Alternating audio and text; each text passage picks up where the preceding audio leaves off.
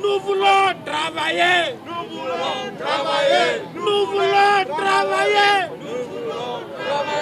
Nous voulons travailler. Nous voulons travailler. Et nous voulons travailler. Nous voulons travailler. Man la Moustapha Gueye, musicien, bassiste, wa Flash, et je fais partie de l'association des musiciens de la région de Thiès.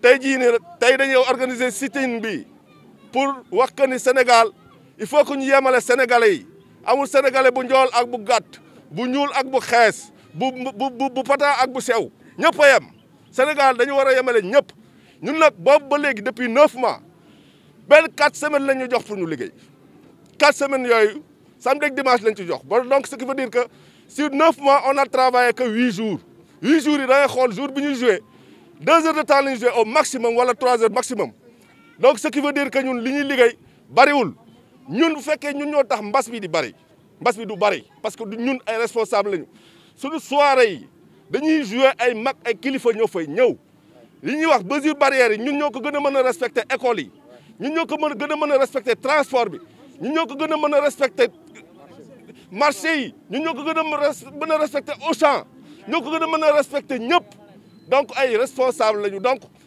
nañ ñu yemale ak yeneen nit ñiy liggéey ci dëkk bi te xam ne ñun ay boroomi kër lañu dañu am njaboot am ay responsabilités yoo xam dañu nekk ci suñu kaw loolu la ñu bëgg a wax ñuy wax autorités yi sénégalais yi ñëpp nañ xippi seen gët yi di xool parce que li ñuy def ni teguñu ko fenn c'est de l'injustice injustice boo xam ne ni kenn xamul lan la parce que li ñu leen di laaj mooy lan moo tax ñun ñu bëgg ñoo tere ñu liggéey boobu ba léegi ñu ngi leen di laaj mais xamuñu li ñuy tontu donc ce qui veut dire qu'il tâtonne li ñu mën a wax mooy munoo nekk kilifa nekk ci dëkk ya dugg sa biir salle bind sa benn arrêté ni ñii nañu liggéey ñii bu ñu liggéey loolu tegewul fenn bu ñu bëggee def loolu nañu woo sénégalais yëpp ñu concerté wu xool lan yan mesure lañ jël parce que ñun ñoo leen gën a conscient ci maladie bi am na on sait que cette maladie existe mais maladie bi jógeegu fi te il faut ñu liggéey pour dund li ñu mën a wax mooy nañu woo en concertation ñu xool yan solution la ñuy jël pour nit ñi dem liggéeyi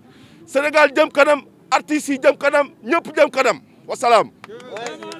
yemale yemale yemale yemale. asalaamaaleykum man maa ngi tudd Babacar Ly Dios je suis artiste plasticien président de l'association dynamique des artistes plasticiens de Thiès. tey nag sunu rassemblement bi dañu ñëw jàppale sunu frères musiciens yi parce que xam nañ ne la communauté artistique benn communauté la donc on forme l'industrie culturelle de cette ville et du Sénégal.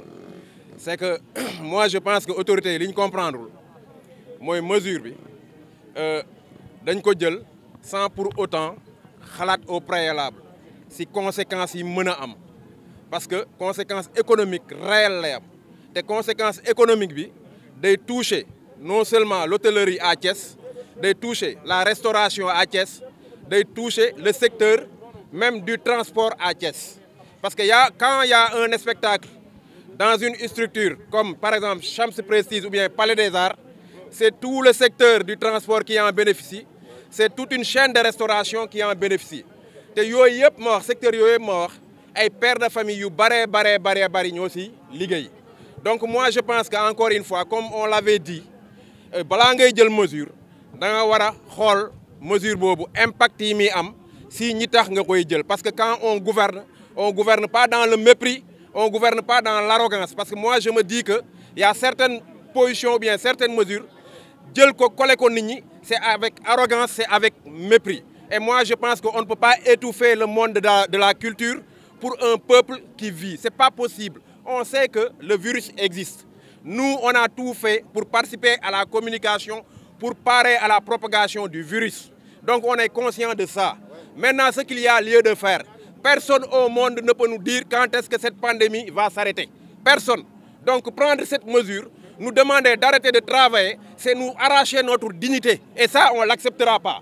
Donc, on profite de cette occasion pour lancer un appel au gouvernement, de leur dire que nous, artistes de Thiès, nous demandons et nous réclamons notre dignité et notre dignité c'est notre travail donc laissez-nous travailler laissez-nous travailler laissez-nous travailler.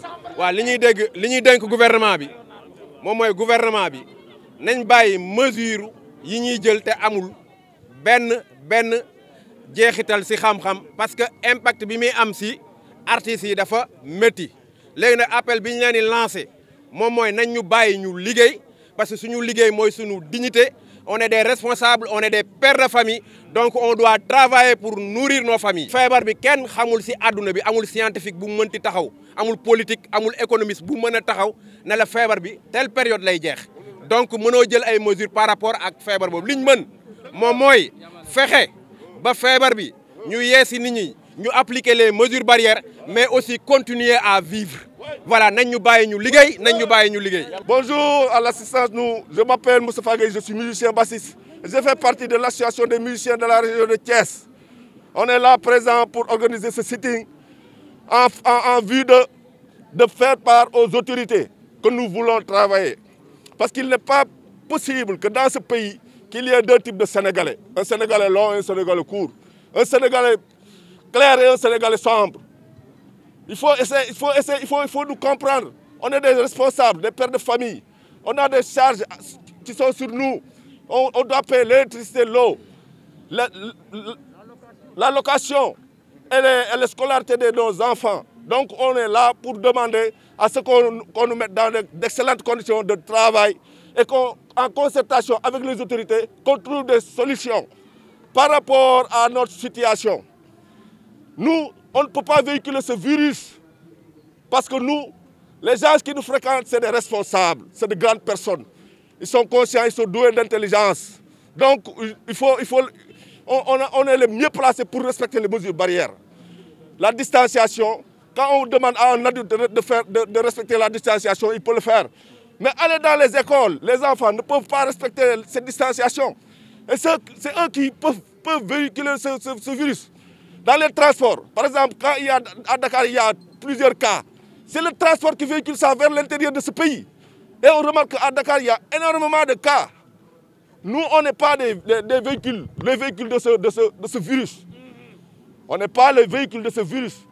Donc, en concertation, par exemple, au niveau des marchés, au niveau des transports, au niveau des écoles, au niveau des mosquées, au niveau de tous les lieux de rassemblement, il n'y a pas ce contrôle. Donc, ce qu'on veut, c'est qu'on nous considère comme des citoyens entièrement à part, et qu'on considère comme des citoyens entiers et non des citoyens entièrement à part. On est des Sénégalais, on veut travailler, ça fait 9 mois qu'on ne travaille pas. Sur les 9 mois, on n'a travaillé que 3 semaines maximum. Et ça ne peut pas résoudre nos problèmes. Les miettes qu'on nous a données ne nous servent à rien du tout. Ils nous ont servi à rien du tout. Ce qu'on veut, c'est qu'on mette tous les Sénégalais au même pied d'égalité. Qu'on mette tous les Sénégalais au même pied d'égalité. Yemale, yemale, yemale.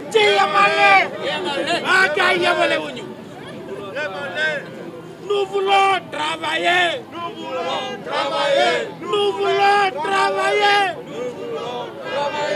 Nous voulons travailler. Nous voulons travailler. Nous voulons travailler. Nous voulons